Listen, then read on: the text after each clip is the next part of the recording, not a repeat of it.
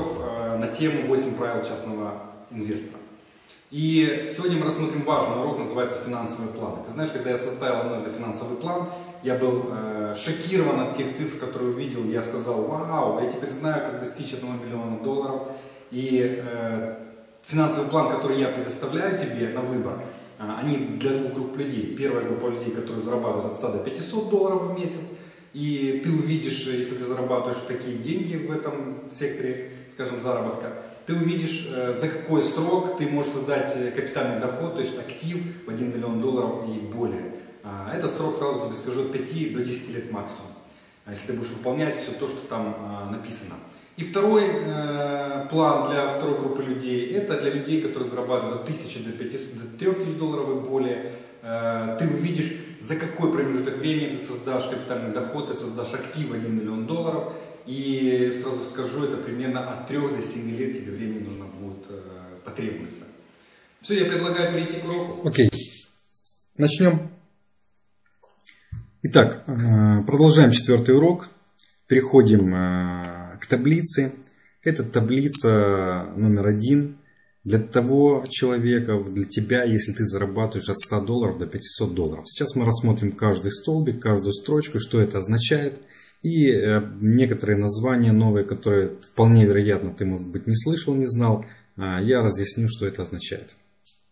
Ну и так, давай посмотрим вот первый столбик и процент в месяц.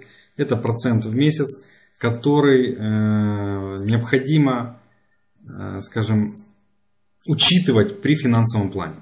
Ты видишь, что он везде одинаковый процент в месяц, он 8% в первой части, 8% во втором столбике, если человек зарабатывает 200 долларов, если ты зарабатываешь 300 долларов, если ты зарабатываешь 400 долларов, если ты зарабатываешь 500 долларов, мы планируем наш финансовый план из расчета 8% в месяц.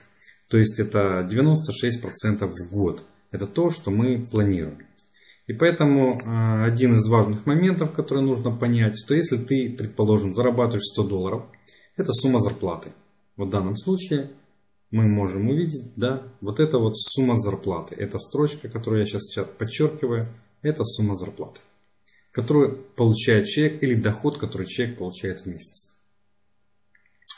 И если говорить, для чего нужен финансовый план, ну, наверняка ты относишься к тому человеку, и многие люди относятся к той категории людей, которые хотели бы создать определенный капитал или получить капитал в наследство, или, может быть, хорошо где-то заработать и потом разместить по определенные проценты и жить на проценты. Но многие люди не верят в то, что даже с зарплатой в 100 долларов, в 200 долларов можно создать актив в размере 1 миллион долларов. Вот эта таблица показывает, что любой человек, даже зарабатывающий 100 долларов в месяц, когда он изучит все 8 правил частного инвестора и решит, что необходимо двигаться, он начнет создавать активы и способен создавать активы. Единственное, ему необходимо терпение. И в 8 правилах мы говорим все принципы, а вот правило номер 4 это финансовый план. В данном случае это таблица финансовый план, таблица номер 1 для тех людей, которые зарабатывают от 100 до 500 долларов. Итак, сумма зарплаты. Это первая строчка. Следующая строчка. Что она означает? Это сумма инвестиций. То есть 10% с каждой зарплаты. Если ты зарабатываешь 100 долларов, отложи 10 долларов. Если ты зарабатываешь 200 долларов, отложи 20 долларов. Если ты зарабатываешь 300 долларов, отложи 30 долларов. Если ты зарабатываешь 400 долларов, отложи 40 долларов. Если ты зарабатываешь 500 долларов, отложи 50 долларов. Либо, вот мы еще рассматриваем. Итак, года. 1, 2, 3, 4, 5, 10 года. И сумма на конец года с ежемесячной капитализацией. Это вот то, что мы рассматриваем. Итак, давайте теперь посмотрим. Если ты будешь ежемесячно откладывать, инвестировать со второго месяца под 8% в месяц с учетом капитализации, твоя сумма в первый год будет 204 доллара, если ты зарабатываешь 100 долларов. Если ты зарабатываешь 200 долларов, у тебя будет 409,90 центов. Если ты зарабатываешь 300 долларов и откладываешь 30 долларов каждый месяц, 614,85. Если ты зарабатываешь 400 долларов в месяц, откладываешь 40 долларов ежемесячно, 819 долларов 81 цент, который ты создал за год капитального дохода. И если ты зарабатываешь $500, откладываешь 10%, 1024, а если, посмотри, ты откладываешь 30%, твой капитальный доход за год с учетом капитализации ежемесячной $3528.40. Вот этот человек, который зарабатывает $500, если ты зарабатываешь $500, и ты можешь выйти на доход $500, откладывать 30% каждый месяц, $150 реинвестировать, то ты можешь увидеть, что 1 575 079.79 ты уже создашь через 6 лет. Если ты 10% откладываешь, зарабатываешь $500, то через 8 лет ты создашь 1 090 726 долларов. Если ты вдруг зарабатываешь $400, 10% только откладываешь и реинвестируешь каждый месяц, и инвестируешь, и капитализация, твой капитальный доход через 9 лет составит 2 198 000 долларов. Если ты зарабатываешь $100, твой доход через 10 лет капитальный составит 1 384 доллара. Если ты разместишь эти деньги даже под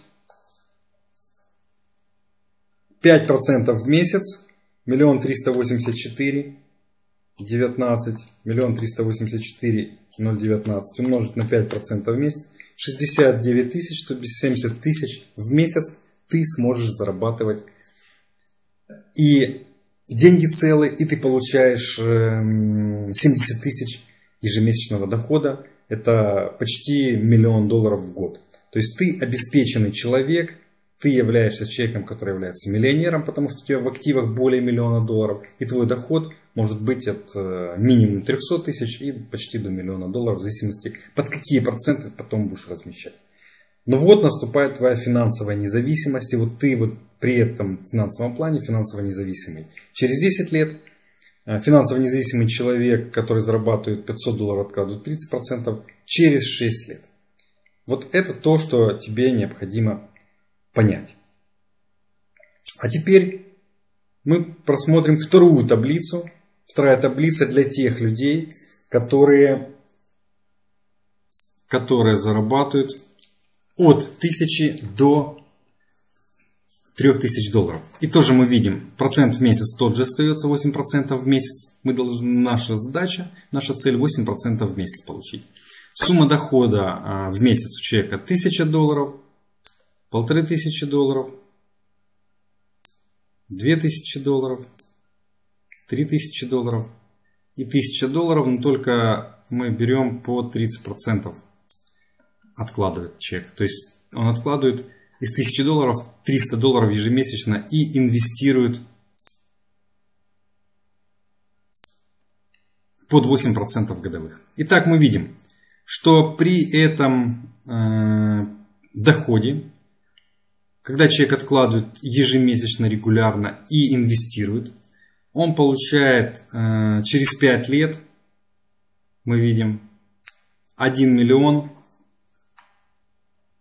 489 долларов 41 цент создал через 5 лет человек, который зарабатывает $1000 и 30% откладывает, то есть $300 он откладывает и инвестирует ежемесячно под 10% в месяц. Также мы видим, что через 6 лет, когда человек зарабатывает 3000 и под 10%, $300 откладывают, то есть 10%, под те же 8%, через 6 лет. То есть ты реально видишь, что если ты зарабатываешь 1000, но ты откладываешь 30%, то ты за 5 лет создал капитальный доход $1 000 000. А если ты зарабатываешь $3000 и откладываешь 10%, то есть $300, у тебя через 6 лет капитальный доход.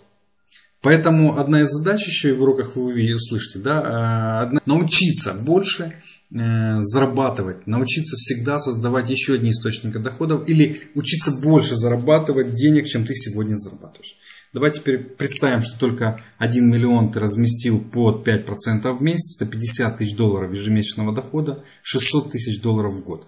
Все, ты финансово независимый человек, финансово свободный человек, потому что у тебя 1 миллион есть твоих денег, и у тебя еще $600 000 годового дохода. Но если ты зарабатываешь 1000 и откладываешь 10% ежемесячно, то есть $100, то ты сможешь создать уже через 7,5 лет, а через 8 лет доход 2 миллиона 181 452 доллара. Это капитальный доход твой. И потом ты можешь выходить на пассивный доход. Когда ты получишь в 8-м уроке сюрприз от меня, ты поймешь, что есть возможность создать все эти капиталы гораздо раньше. Но сейчас что необходимо понять? Необходимо понять, что при таком финансовом плане, это твоя путеводная такая звезда, да, вот на 10 лет, что ты выбираешь такой финансовый план, но есть еще детали. И как составлять финансовые планы, мы говорим об этом в школе, в начальной школе, класс номер 3. Один из уроков у нас, как составляются финансовые планы. Мы поговорим, что такое пенсия и как составляются финансовые планы.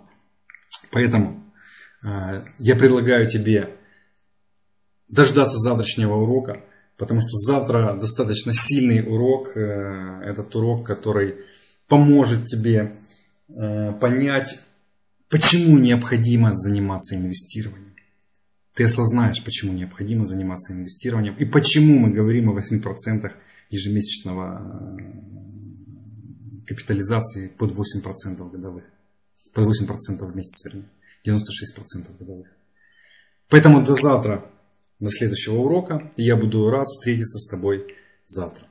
Если у тебя есть вопросы, и ты немножко не понимаешь, о чем еще идет речь, ты можешь задавать вопросы в блоге, ты можешь мне писать на e-mail, и я тебе с удовольствием отвечу. И с сентября месяца у нас будут проходить презентационные встречи, где мы будем обсуждать все эти проценты в течение 2 часов каждую неделю. Каждый человек сможет задать вопрос и получить ответ, достаточно хороший ответ.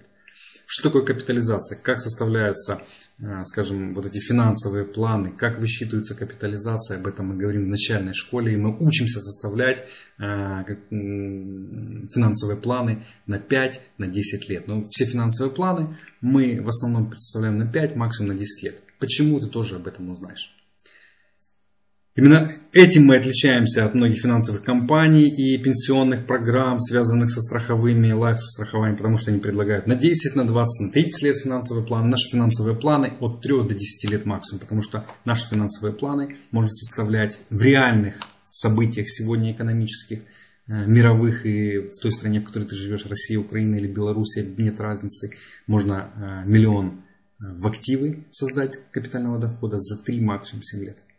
Ну все, до завтра. Пока-пока. С тобой был Андрей Хавратов, основатель и автор одного из лучших интернет-проектов по образованию повышению инвестиционных знаний и образования, связанное с инвестированием. Поэтому ждем тебя завтра на следующем уроке. Пока-пока.